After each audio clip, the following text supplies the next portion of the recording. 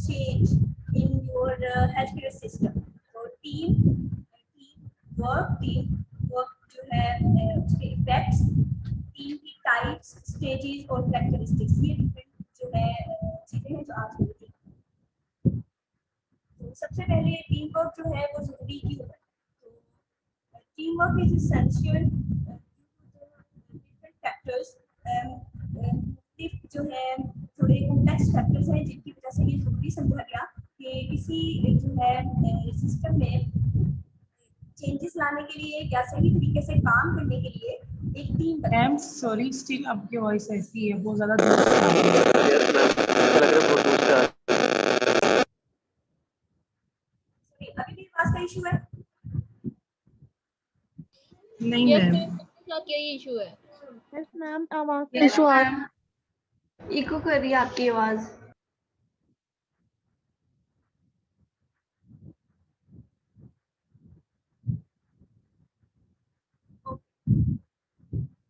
Team work जो है उसमें डिफरेंट फैक्टर्स हैं जिनकी वजह से ये सोचा गया कि क्यों कोई काम करने के लिए एक टीम जो है वो क्रिएट की जाए। तो डिफरेंट फैक्टर्स क्या हैं जिनकी वजह से ये सोचा गया? उसमें जो हमारा हेल्थ केयर सिस्टम है उसकी कॉम्प्लेक्सिटी और उसकी स्पेशलाइजेशन जो है वो आ जाती है। हेल्थ केयर सिस्टम जो है वो एज अ होल जो है डिफरेंट थिंग्स जो है उन पे मुश्तमिल है, तो इंडिविजुअली उसकी बेहतरी के लिए काम नहीं किया जा सकता। तो जरूरी है कि एक टीम जो है बनाई जाए और एक टीम बल्कि डिफरेंट टीम्स बनाई जाए जो कि डिफरेंट एरियाज जो हैं उनमें जो है मुख्तलिफ बैलेंस जो है क्रिएट करें। दूसरा, इंक्रीजिंग कोमोर्बिडिटीज, जो कॉम्प्लेक्सिटीज और कोमोर्बिडिटीज थी उनको कम करने के लिए जो है टीम वर्क बनाया गया, टीम जो है वो क्रिएट की गई। Increasing chronic diseases, global workforce. Ma'am आपकी आवाज बहुत कम आ रही है, समझ में नहीं आ रही है। समझ आने वाली इतनी भी नहीं आ रही कि आप लोगों को समझ आ जाए। मैम बहुत कम है। यस मैम, बहुत स्लो आ रही है, बहुत दूर से आ रही है आवाज। आपको इतनी आ जाए कि समझ आने लगे।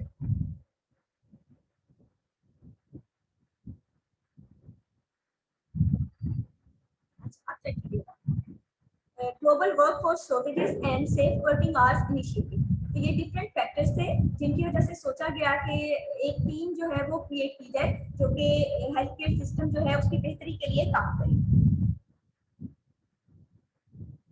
टीम बनाने के लिए क्या क्या नॉलेज जो है वो रिक्वायर्ड है? तो सबसे पहले ये समझने के लिए कि टीम है क्या, हमें क्या क्या पता होना चाहिए। Different types of team, characteristics of effective team and role of patient in the team, ये चीजें हैं जो हमें पता होगा तो हम एक अच्छी टीम कर सकते हैं और अपने टारगेट जो हमारे गाइडलाइंस हैं उन पे उस टीम को एक्ट करवा सकते हैं। परफॉर्मेंस रिक्वायरमेंट जो है उसमें क्या है? तो किस तरह से हम टीम वर्क जो है वो अप्लाई कर सकते हैं? जब हमें डिफरेंट प्रिंसिपल्स जो है उनका पता होगा तभी हम जो है उन प्रिंसिपल्स को अप्लाई कर सकेंगे। तो क्या प्रिंसिपल्स है परफॉर्मेंस के लिए टीम वर्क की? Mindful of how one's value and assumptions affect interactions with the other. सबसे पहले तो ये हमें परफॉर्म करते हुए पता होना चाहिए कि हमारी जो वैल्यूज और असम्पशंस हैं वो किस तरह से दूसरों पे असरअंदाज हो। नंबर 2, जो टीम मेंबर्स हैं और उनकी साइकोलॉजी है वो किस तरह से जो है टीम इंटरैक्शंस जो है उन पे अफेक्ट कर रही है। नंबर 3, इम्पैक्ट ऑफ चेंज क्या है टीम पर। Number 4, include the patient in the team. अच्छा, कोई भी एक हेल्थ केयर सिस्टम में जो टीम है, लाइक जो है एडमिनिस्ट्रेशन है या आपकी इंटेंसिव केयर यूनिट है, कोई भी एक जो है टीम लेने सब लेवल पे, तो उसमें पेशेंट जो है वो भी इंक्लूड है। आपकी सिर्फ जो अगर हम पैरामेडिकल स्टाफ की बात करें तो पैरामेडिकल स्टाफ जो है वो जब तक अपनी टीम में पेशेंट को इंक्लूड नहीं करेगा, क्योंकि उसने पेशेंट की सेफ्टी के लिए काम करना है, पेशेंट को पेशेंट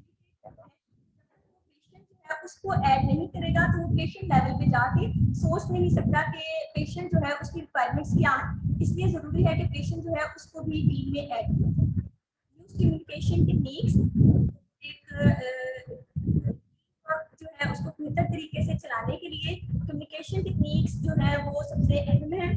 उसके बाद फॉर कॉन्फ्लिक्ट्स, कोई भी एक टीम जब होती है उसमें कॉन्फ्लिक्ट्स का आना एक लाजमी बात है। लोग जो है वो एक दूसरे से मुख्तलिफ बातें जो है उसमें जो है कहने तजाद रखते हैं। किसी का पॉइंट ऑफ व्यू कुछ होता है, किसी का कुछ, और ये जरूरी नहीं है कि दोनों जो है कोई एक सही हो और दूसरा बने, दोनों ठीक हो सकते हैं, लेकिन सोचने का तरीका हर एक का डिफरेंट है, जिसकी वजह से कॉन्फ्लिक्ट्स जो है वो पैदा हो सकते हैं। तो ये पता होना जरूरी है कि ये जो कॉन्फ्लिक्ट्स है इनको रिजॉल्व कर सकते हैं। Use mutual support techniques and change and observe behaviours. तो ये डिफरेंट जो है परफॉर्मेंस रिक्वायरमेंट्स है जिनके जरिए हम एक टीम वर्क जो है उसको बेहतर कर सकते हैं। टॉपिक की तरफ चलते हैं। सबसे पहले टीम जो है क्या है। टीम सारा जो था उसने डिफाइन किया as distinguishable set of two or more people interact dynamically और इंटरडिपेंडेंटली। अहम बात ये देखिए, इंटरडिपेंडेंटली, लाइक एक टीम जब होती है तो उसमें हर कोई अपने अपने लेवल पे इंडिविजुअली काम नहीं कर रहा होता, बल्कि हर कोई जो पर्सन है वो एक दूसरे पे डिपेंडेंट होता है एज अ होल जो है उस काम को करने के लिए। तो ये बहुत जरूरी चीज है टीम वर्क में कि आपने सिर्फ अपना मुफाद या अपनी ड्यूटीज नहीं, आपने दूसरों को भी फैसिलिटेट करना है। अगर कोई एक लैब कर रहा है अपनी ड्यूटी में तो आप उसको जो है साथ लेकर चलिए। Have a common and value goals, objectives और मिशन। तो टीम जो है उसमें सबका जो मिशन और गोल है वो एक होता है। अपने अपने गोल्स नहीं आपने सेट किए होते, आपका एक टारगेट जो है वो कॉमन होता है, वो सारे उस टारगेट को अचीव करने के लिए काम करते होते हैं। Have been assigned specific roles or functions to perform. तो टीम जो होती है उसमें आपका टारगेट तो एक ही होता है, लेकिन उसको अचीव करने के लिए मुख्तलिफ जो है लेवल होते हैं, मुख्तलिफ ड्यूटीज होती हैं जो कि हर इंडिविजुअल जो है उसको असाइन की जाती है कि वो अपना स्पेसिफिक रोल जो है वो प्ले करे। Have a limited life span of membership. जो हमारी टीम वर्क है उसका लिमिटेड लाइफ स्पैन होता है। लाइक यू कैन से कि जो अचीव हमने करना है अपना टारगेट वो एक लिमिटेड टाइम पीरियड है, हमने उसमें अपना टाइम जो है टारगेट अचीव कर लेंगे, उसके बाद वो टीम रिजोल्व हो जाएगी या जो है कहने कि आप एक काम मुकम्मल हो गया। तो जो हमारी मेंबरशिप है वो लिमिटेड लाइफ स्पैन जो है उसकी होती है। Types of team in health care, तो यहाँ पे चंद एग्जांपल्स जो है वो कोड की है डिफरेंट टाइप्स ऑफ टीम्स की। कौन कौन सी टाइप्स हो सकती हैं हेल्थ केयर में टीम्स की। इमरजेंसी रिस्पांस टीम होती है, इंटेंसिव केयर यूनिट होता है, लेबर और डिलीवरी यूनिट्स होते हैं, मल्टीडिसिप्लिनरी कैंसर टीम होती है, प्राइमरी हेल्थ केयर होती है, टर्शियरी हेल्थ केयर। तो ये डिफरेंट टाइप्स हैं हेल्थ केयर सिस्टम में टीम्स की। टाइप्स ऑफ टीम जो है उनको हमने एक और क्लासिफिकेशन के जरिए जो है डिफरेंट ग्रुप्स जो है उनमें डिवाइड किया हुआ है। इसके मुताबिक जो है टीम्स जो है उनकी टाइप्स हैं core teams, coordinating teams, contingency team, ancillary teams, support services, administration. अब ये चीजें या ये टाइप्स जो है ये क्या है। कोर टीम जो है हमारी ये बेसिकली जो लीडर्स और टीम मेंबर्स हैं उन पर मुश्तमिल है, जो कि डायरेक्ट जो है पेशेंट की केयर के लिए काम कर रहे हैं। तो कोर टीम जो है वो हमारी टीम जो है मेन टीम है जिसमें डायरेक्ट जो है पेशेंट जो है उसकी सेफ्टी जो है उसको देखना है। कोर टीम की अगर आप एग्जांपल्स लें तो इसमें डायरेक्ट केयर प्रोवाइडर्स जो है वो आ जाते हैं।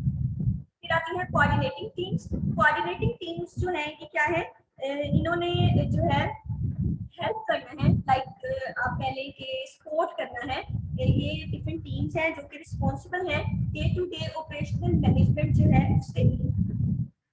कोई एक सिस्टम जो है वो सही से काम कर रहा है तो उसकी कोऑर्डिनेशन जो है उसको इन्होंने देखना है।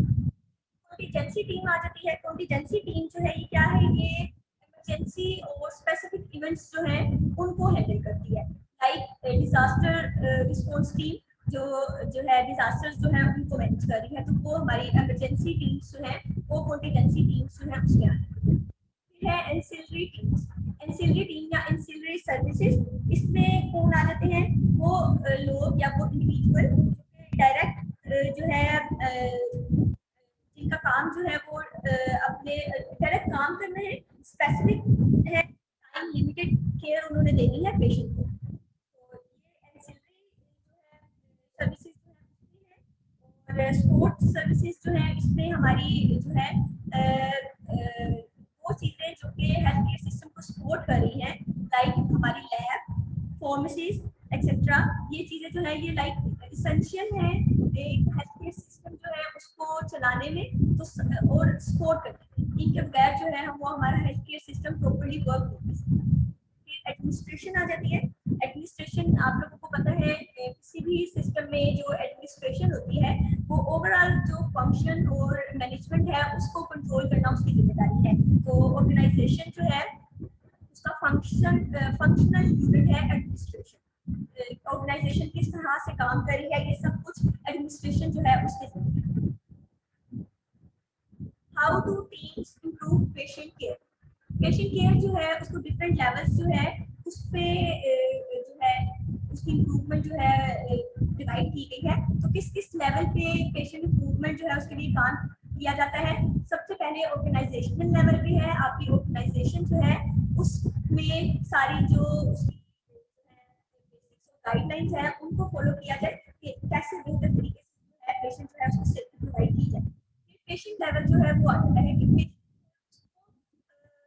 क्या फैसिलिटीज प्रोवाइड करनी है, क्या इम्प्रूवमेंट्स हैं जो की जाए, पेशेंट जो है उसको बेहतर जो है तरीके से फैसिलिटेट करनी है। फिर टीम एज अ होल, एक पूरी टीम जो ऑर्गेनाइजेशन में, एक ऑर्गेनाइजेशन जो है उसमें डिफरेंट टीम्स होती है, तो एक हर टीम जो है अपने लेवल पे क्या इम्प्रूवमेंट्स जो है वो ला रही है। और फिर इंडिविजुअल टीम मेंबर आ जाता है कि एक टीम के अंदर मौजूद हर इंडिविजुअल जो है वो कितना अपनी जो ड्यूटीज है उनको रिस्पॉन्सिबली जो है वो सर अंजाम दे रहा है। तो ये डिफरेंट लेवल्स है पेशेंट केयर जो है उसको इम्प्रूव करने के।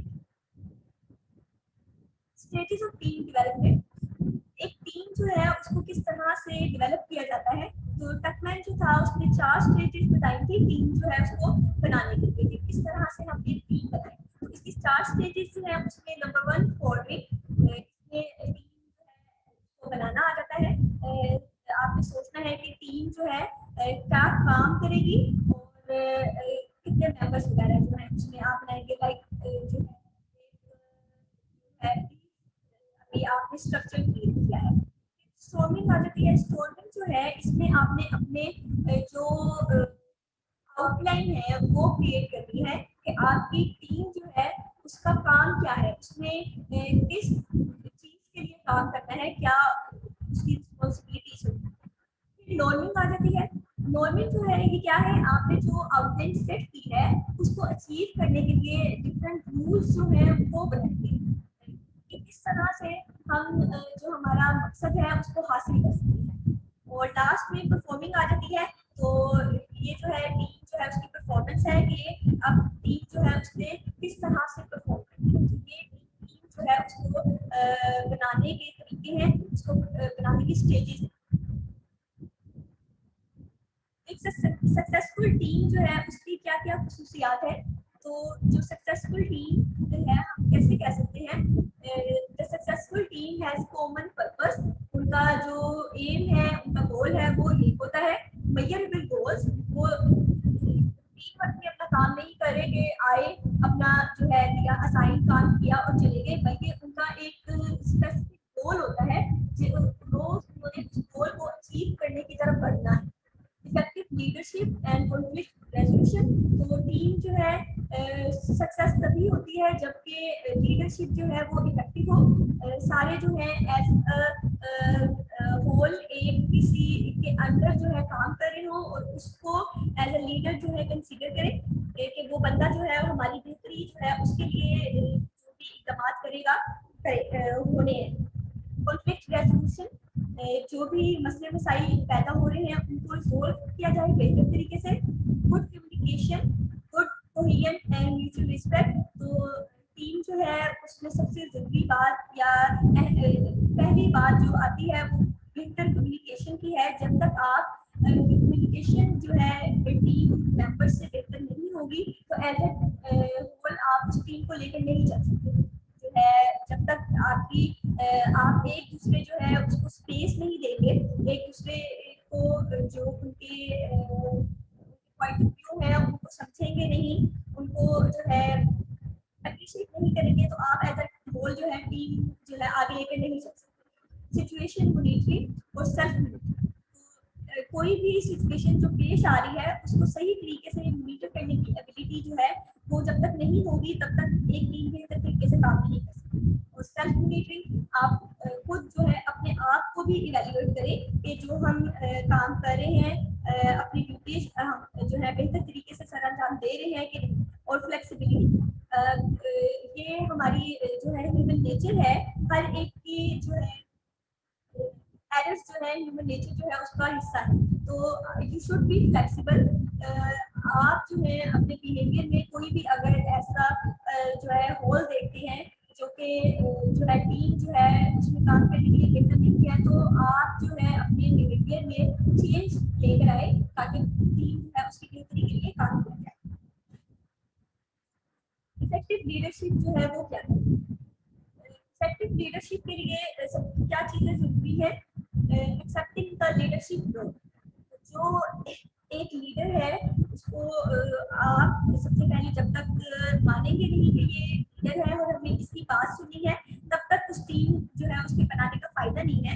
आप खुद से जो है इंडिविजुअली जो है किसी भी टीम जो है उसको सक्सेसफुल करने के लिए काम नहीं कर सकते। तो लीडर जो है उसकी बात मानना बहुत जरूरी है। कॉलिंग फॉर हेल्प एप्रोप्रिएटली, आप जो भी मसले मसाइल पेश आ रहे हैं, अगर आप समझते हैं कि you are not capable of doing something or resolving issues, तो आप जो है दूसरे की हेल्प जो है अपने टीम मेंबर की हेल्प जो है वो ले सकते हैं। कॉन्स्टेंटली मॉनिटरिंग द सिचुएशन, जो भी सिचुएशन है लाइक डिजास्टर और जो है डिलीवरी यूनिट जो है उसमें कोई कॉम्प्लेक्स केस जो है वो आ जाता है, तो आप सबसे पहले सिचुएशन जो है उसको मॉनिटर करें और जो है किस तरह से उसको हम बेहतर तरीके से हैंडल कर सकते हैं।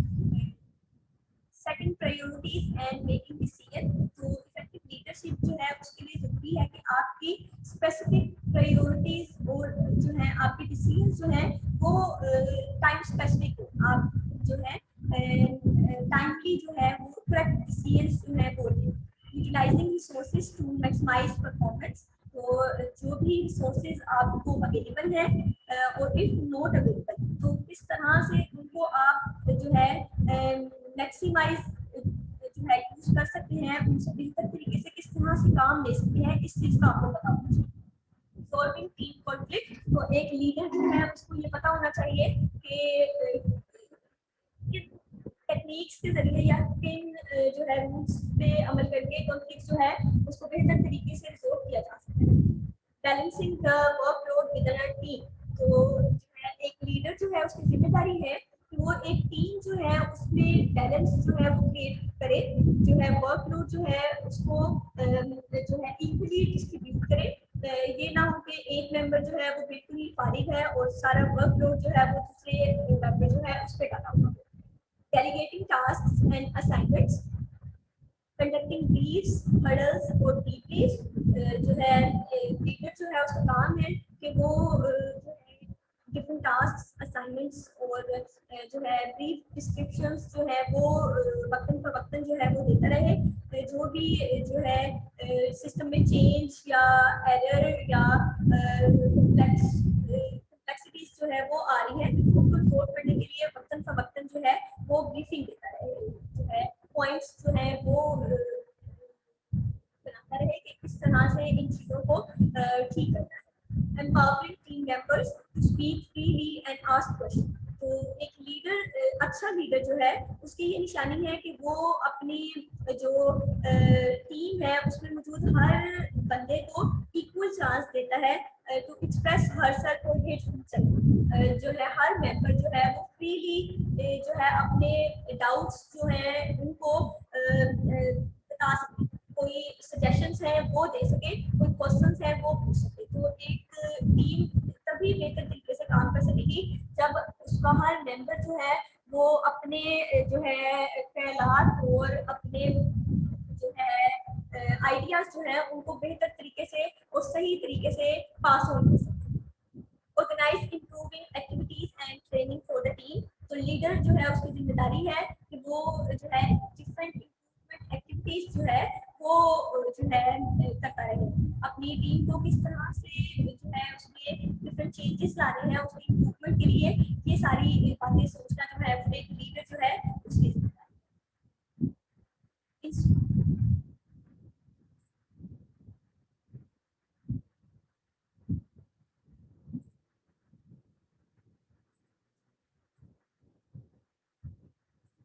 So ये लास्ट नेक्स्ट है ये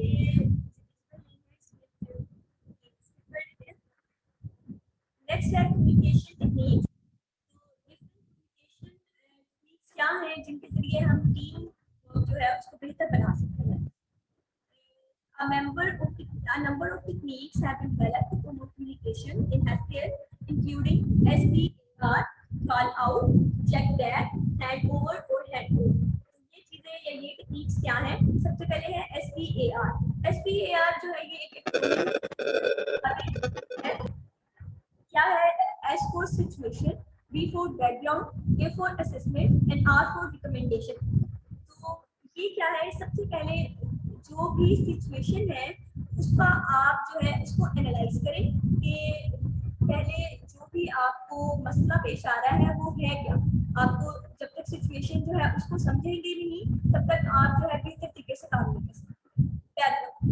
अब जो भी सिचुएशन पेश आई है उसकी वजह क्या थी इसका पता होना बहुत जरूरी है इफेक्टिवली जो है वो वर्क करनी।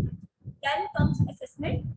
जो भी सिचुएशन है उसको अब करंट जो उसकी है हालत उसको असेस किया जाए कि डिफरेंट क्या चीजें हैं जिन पे हमने काम करना एंड रिकमेंडेशंस। तो जो सिचुएशन है उसको बेहतर करने के लिए क्या क्या इस्तेलाहात की जा रही है ये चीजें जो है बेहतर कम्युनिकेशन जो है उसको इम्प्रूव।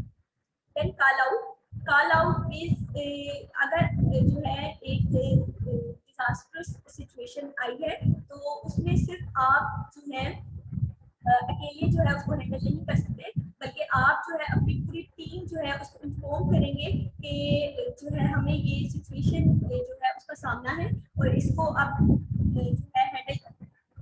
चेक दैट जो आपने क्रिएट किए हैं पॉइंट्स या गाइडलाइंस किसी एक सिचुएशन को हैंडल करने के लिए तो आप उनको चेक करें कि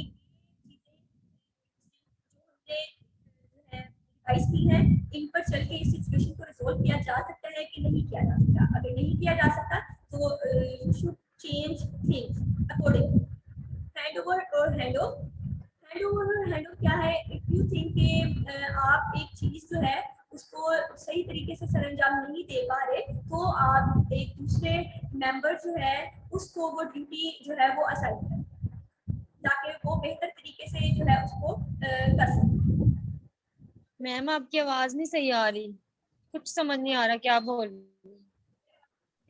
जी मैम, अगर बाद में हम रिकॉर्डिंग्स भी सुनेंगे तो उसमें से भी हमें कुछ समझ नहीं आना। नहीं आएगा, किसी को भी नहीं आ माइक को रहा। फुल स्क्रीन करने हैं आप। ये इशू अभी आया है या पहले से ही चल रहा है? शुरू से ही आता है। बस समझ बिल्कुल भी नहीं आ रही। मैम आपकी आवाज ना क्लियर नहीं है, दूर से आ रही है इसलिए।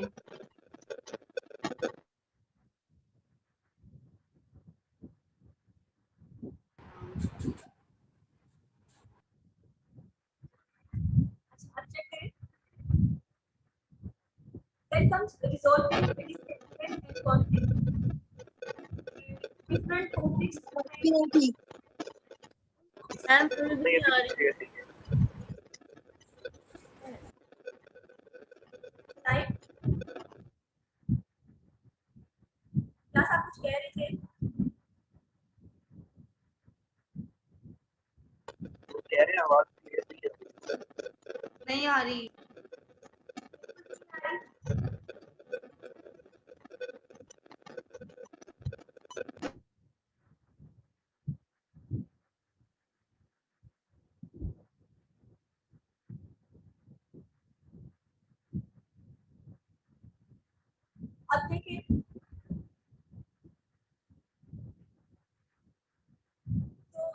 कॉन्फ्लिक्ट्स हैं उनको रिजॉल्व करने के लिए 2 चैलेंज रूल जो है वो दिए गए हैं या बताए गए हैं। इनके मुताबिक क्या है कि अगर मेंबर में अपनी ड्यूटी सही से नहीं कर पा रहा तो दूसरा मेंबर जो है वो ऑटोमेटिकली अज्यूम कर ले कि ठीक है ये ड्यूटी जो है मैं सरता। तो ये 2 चैलेंज होता है कि एक पर्सन जो है उसकी ड्यूटीज जो है कोई और बंदा जो है उसको असाइन करता है। तो और डी हमारे कॉन्फ्लिक्ट्स हैं उनको रिजॉल्व करना। ये क्या है? फर्स्ट जो है ये कॉलिंग है I am concerned and I am comfortable and I think that the current situation is not safe। इसके मुताबिक क्या है कि एक मेंबर ऑफ टीम जो है gives a red signal कि उसके मुताबिक जो है उसे लगता है कि जिस तरह से सिचुएशन को हैंडल किया जा रहा है ये सेफ नहीं है। लाइक जो है वो ये समझता है कि जो पॉइंट्स जो है वो डिवाइस किए गए हैं सिचुएशन को हैंडल करने के लिए इनको थोड़ा सा चेंज किया जाए ताकि हम बेहतर तरीके से जो है ये काम कर सकें। तो अगर एक दूसरा पर्सन या टीम मेंबर्स जो है उस रेड सिग्नल जो है उसको नहीं करते तो ये इररिस्पांसिबल बिहेवियर है और ये जो है ये कॉन्फ्लिक्ट जो है वो हो सकता है। इसको रिजॉल्व करने के लिए जरूरी है कि जो रेड सिग्नल दिया जा रहा है उस पे आप फोकस करें और दूसरा बंदा जो है उसकी बात जो है उसको सुने कि वो क्या कहना चाह रहा है और उसके मुताबिक किस तरह से सिचुएशन जो है उसको हम ठीक कर सकते हैं। Then comes DESC script। DESC script जो है इसके मुताबिक जो है first you should describe, express, specify and then the consequence, see the consequences। तो describe जो है इसमें क्या है कि पहले जो है आप जो है पूरी टीम जो है उसमें ये बताएं कि आपका मकसद क्या है, आप जो है सिचुएशन को किस तरह से हैंडल करना चाह रहे हैं, आप जो है किन पॉइंट्स या किन रूल्स जो है इस सिचुएशन जो है उसको हैंडल करें। Express your feelings about the situation and why you feel that way। अब जो है सिचुएशन से रिलेटेड जो है आपकी उनको डिस्क्राइब करें कि आपको अगर लग रहा है कि ये पॉइंट्स जो है इस सिचुएशन को बेहतर तरीके से हल नहीं कर पाएंगे तो इसकी वजह क्या है और आप जो है क्या समझते हैं कि किस तरीके से जो है इस सिचुएशन को सही तरीके से सोल्व किया जाए। Specify the action you think you should be taken and why। तो आप जो तरीके समझते हैं बेहतर है उनको बताइए टीम को जिन पे चल के जो है उस सिचुएशन जो है उसको बेहतर तरीके से। Consequences both positive and negative of doing or not doing what you are suggesting। आप जो चीज एक पहला अमल आपने किया है उसके consequences क्या है, उसके प्रोस एंड कॉन्स क्या है, ये जो है आप पहले जो है बताएं और फिर देखा जाएगा या फैसला किया जाएगा कि आपकी सजेशंस जो है वो कितनी अच्छी या बुरी है, उन पे अमल कितने परसेंट उन पे अमल किया जा सकता है। Then comes the barriers to effective teamwork। तो इफेक्टिव टीम वर्क जो है उसके जो है उसमें कौन कौन सी रुकावटें या चीजें हैं जिनको हम अगर नजरअंदाज करते हैं तो हमारी टीम वर्क जो है वो सही तरीके से काम नहीं कर सकती। चेंजिंग रोल्स डिफरेंट जो है रोल जो असाइन किए गए हैं एक इंडिविजुअल को तो वो बगैर किसी जो है लीडर जो है उसके इल्म में लाए अपने रोल्स जो है खुद से चेंज कर ले। लाइक एक बंदा कुछ काम दिया गया है वो कहे कि इसका मेरा मूड नहीं है करने का तो मैं खुद से कोई और काम जो है कर लेती हूँ। इससे होगा क्या, उसके मुताबिक तो वो टीम की हेल्प भी कर रहा है कोई दूसरा काम करके, लेकिन चूंकि वो काम पहले से कोई और बंदा कर रहा है और जो उसको दिया हुआ काम है वो वहां पे रुक गया है तो ये इस तरह से हमारी टीम जो है वो अफेक्ट होती है। चेंजिंग सेटिंग्स जो है सेटिंग्स की गई हैं, असाइन की गई हैं आपको, उनको खुद से चेंज करने का भी इफेक्ट जो है जो चेंजिंग रोल्स जो है उससे हुआ था वही इफेक्ट जो है सेटिंग्स जो है खुद से चेंज करने मेडिकल है आर्टिस, मेडिकल जो है उसमें जो है डिफरेंट जो पर्सपेक्टिव्स हैं उनको उनका जो है इफेक्ट जो है वो टीम वर्क जो है उस पर पड़ सकता है। नेचर ऑफ मेडिसिन, जो हमारी हेल्थ केयर है उसमें जो हर एक ये समझ रहा है कि हम इंडिविजुअल तरीके से काम कर सकते हैं, ये जो है टीम वर्क जो है उसको अफेक्ट करेगी, क्योंकि हेल्थ केयर सिस्टम जो है या कोई और भी सिस्टम आप उसकी एग्जाम्पल ले लें, उसमें एज अ होल टीम के तौर पे चलना जरूरी है। आप जो है अकेले किसी भी सिस्टम जो है उसमें उसकी बेहतरी जो है उसके लिए काम नहीं कर सकते। इंस्टेबिलिटी ऑफ द टीम्स, तो जब तक एक टीम जो है वो स्टेबल नहीं होगी, अपना काम जो है वो सही तरीके से जो है टाइमली नहीं करेगी, तब तक जो है वो इफेक्टिवली वर्क नहीं कर सकती। परफॉर्मेंस रिक्वायरमेंट्स क्या है टीम वर्क जो है उसको इम्प्रूव करने के लिए? Number 1, always introduce yourself to the team. तो सबसे पहले जो है आप जो है आपका इंट्रोडक्शन होना जरूरी है। आपको पता हो कि आपकी टीम में कौन कौन लोग मौजूद हैं, उनका बैकग्राउंड क्या कह लें, उनके बारे में थोड़ा सा जो जब तक आपको पता नहीं होगा तब तक आप इफेक्टिवली कम्युनिकेट नहीं कर सकते। और क्लोजिंग द कम्युनिकेशन, आपकी कम्युनिकेशन है उसको बेहतर बनाया जाए, एक दूसरे से इंटरेक्शन जो है उसको बेहतर करें। ऑब्वियस है उनको अवॉइड करने के लिए क्या जरूरी है कि आप जो एक ऑब्वियस थिंग है जस्ट फर्जी जो है करके आप जो है थ्रू योर परफॉर्मेंस जो है एक हकीकत पसंदी जो है उसका मुकाबला करें। तो टीम वर्क जो है उसमें जब तक आप अपनी डाउट्स और अपनी क्यूरीज जो है वो एक्सप्रेस नहीं करेंगे तब तक आप बेहतर तरीके से काम करेंगे। डेलीगेटिंग टास्क टू पीपल, जो है मेंबर्स हैं उनको डिफरेंट टास्क जो है वो ताकि मिस आवाज फिर खराब हो रही है। हमारा जैसे मैं पहले बोल रही थी उसी very near to my,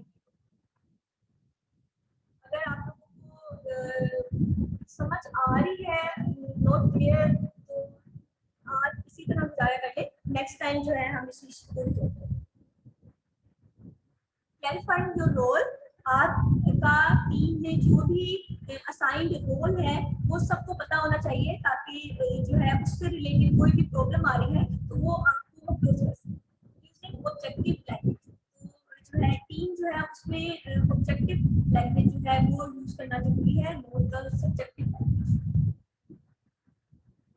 learning and using people name, आप लोगों को जब तक एक दूसरे से जो है वाकियत नहीं होगी तब तक आप उनके जो है उनके साथ बेहतर तरीके से इंटरेक्ट जो है वो नहीं कर पाएंगे। आपकी टीम में उनका नाम आपको पता होना चाहिए।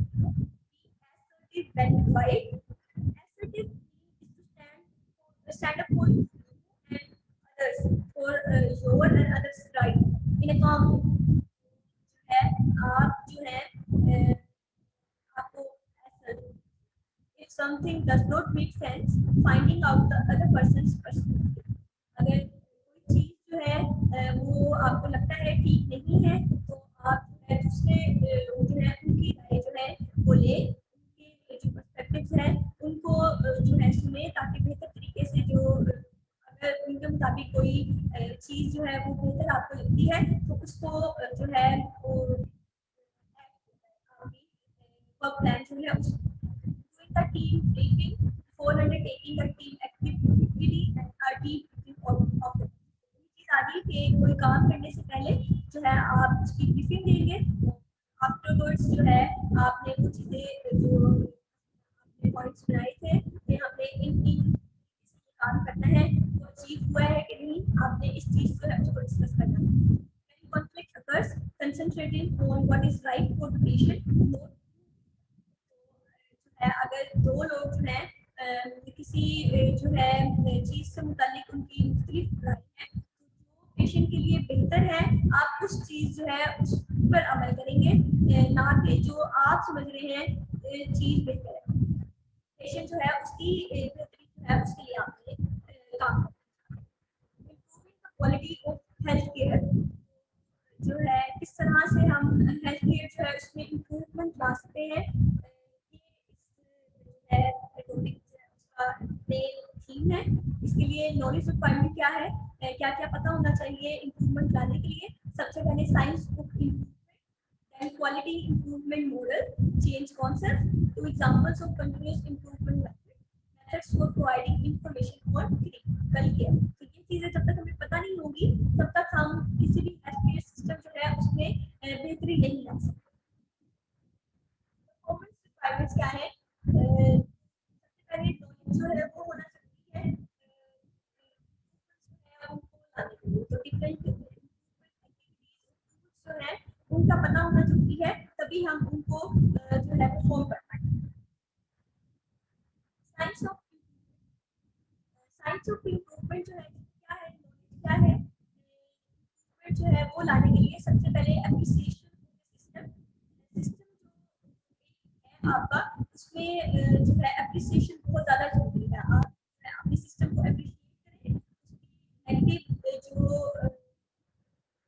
चीजें उनको इग्नोर नहीं करना, बल्कि आप उनको किस तरह से चेंज कर सकते हैं, ये आपने चीजें जो है एक सिस्टम में अंडरस्टैंडिंग ऑफ वेरिएशन, डिफरेंट जो है एडवांसमेंट, जो चेंजेस आ रही हैं उनका आपको पता होना जरूरी है, ताकि आप एक सिस्टम जो है उसमें इम्प्रूवमेंट ला सकें।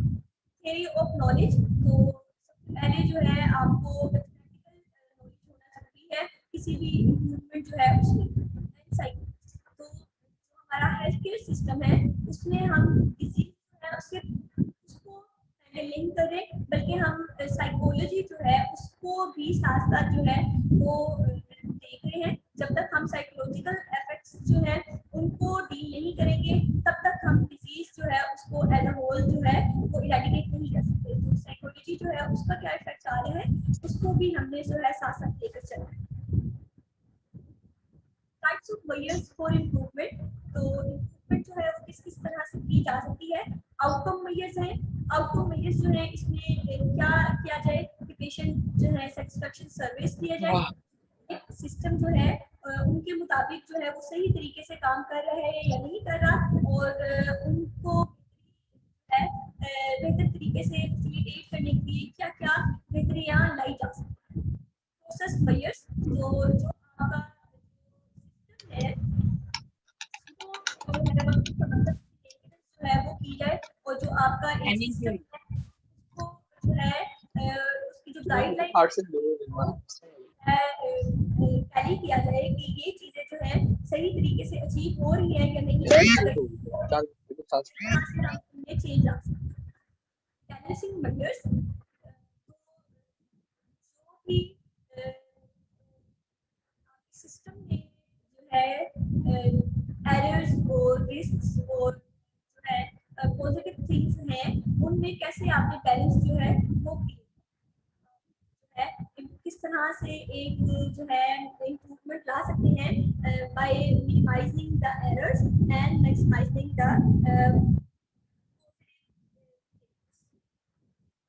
क्वालिटी इम्प्रूवमेंट मॉडल जो है ये क्या है, and applying knowledge to make an improvement by asking 3 questions and using sample developed by the depth. एक सिस्टम जो है उसको इम्प्रूव तरह से किया जा सकता है। तो डेमिंग ने बताया कि किसी भी सिस्टम जो है उसमें ये 3 जो है सबसे अहम है, आप इम्प्रूवमेंट जो है वो ला सकते हैं। या पीडीएस साइकिल जो है उसमें क्या है, सबसे पहले जो है आप प्लान करें कि आपने करना क्या है, किस तरह से इम्प्रूवमेंट लानी है। देन यू आप जो आपका क्रिएटिव प्लान है उसको आप जो है करें, स्टडी जो है प्रॉपर उस पे वो क्रिएट करें कि आप है इस पर अमल करके ला सकते हैं कि नहीं ला सकते। और द एक्शन, आपने जो प्लान डिवाइस किया था उसको जो है आप करके वो तीन क्वेश्चंस जिनके जरिए हम जो जरूरी है इम्प्रूवमेंट जो है हेल्थ केयर के लिए, उसमें सबसे पहले what are you trying to accomplish. सबसे पहले हमने ये चीज देखनी है कि हमारा गोल क्या है, हमने क्या चीज जो है वो हासिल करनी है। How will we know whether change is an important. तो जो है जो हमने अपना गोल सेट किया है उसमें इम्प्रूवमेंट लाने की जरूरत है कि नहीं है, ये चीज पता होना बहुत जरूरी है। एक सिस्टम सही तरीके से काम कर रहा है, अगर नहीं कर रहा तो फिर हम उसमें चेंजेस लेकर आए ताकि इसको इम्प्रूव कर सकें। What changes can we make that will result in an improvement. तो हमने ऐसी कौन सी चेंजेस करनी है जिसके जरिए से हम जो है एक सिस्टम को इम्प्रूव कर सकें। ये तीन चीजें हैं जिनका पता होना जरूरी है लाजमी कि किसी भी सिस्टम जो है उसमें इम्प्रूव करने के लिए। सबसे पहले हमें अपना गोल पता हो कि हमने चीज अचीव क्या करनी है। नंबर 2, हमें ये पता हो कि जो है चेंज लाना जरूरी है भी कि नहीं, जो है उसकी जरूरत है कि नहीं है। और नंबर 3 जो है ऐसी कौन सी चेंजेस लाई जाए जिसके जरिए से इम्प्रूव किया जाए एक system. Then come change in concepts. तो चेंज कॉन्सेप्ट्स क्या है कि एक जो है सिचुएशन जो है उसको बेहतर करने के लिए हम क्या चेंजेस जो है वो लेकर आ रहे हैं। A general idea with proven merit on some scientific और logical foundation that can stimulate specific ideas और change that lead to improvement. Change concepts जो है ये क्या है, ये डिफरेंट आइडियाज हैं जो कि जो है नॉलेज बेस्ड और कहने के लॉजिकल है, एप्लीकेबल है। हम जो है किसी भी जो है सिस्टम में इम्प्रूवमेंट लाने के लिए वो अप्लाई कर सकते हैं।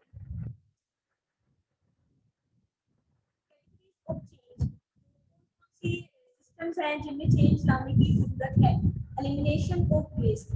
वेस्ट जो है मेडिकल वेस्ट या बायो वेस्ट जिसे हम कहते हैं, इसको किस तरह से एलिमिनेट तरीके से किया जाए। तो ये एडवांसमेंट जिस तरह हमारे बायोहैजर्ड्स जो है बायोहैजर्ड मैटर्स जो है उसमें इंक्रीज हो रहा है, तो उस तरह से हमें अपने मेथड्स ऑफ वेस्ट एलिमिनेशन जो है वो इम्प्रूव करने की भी जरूरत है।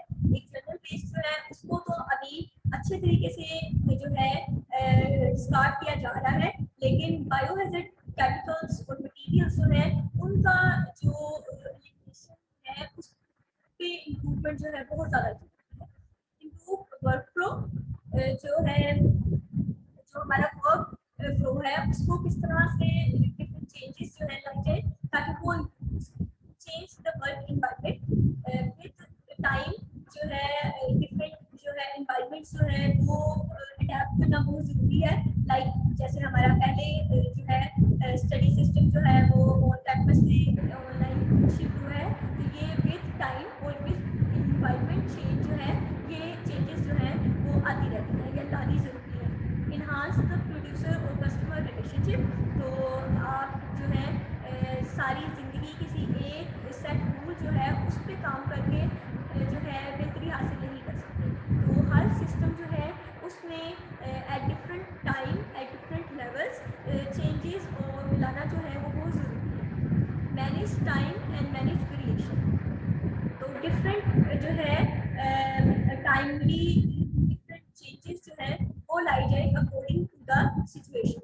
Design systems to avoid mistakes. तो जो है किसी भी सिस्टम जो है उसमें जो भी मिस्टेक्स या एरर्स आ रही हैं उनको अवॉइड करने के लिए डिफरेंट चेंजेस जो है वो लाई जाती है। लाइक जैसे ही कोई नई एरर जो है वो रिपोर्ट की जाएगी तो उसके के मुताबिक एक नया चेंज जो है वो लाया जाएगा। फोकस ऑन द प्रोडक्ट और सर्विस।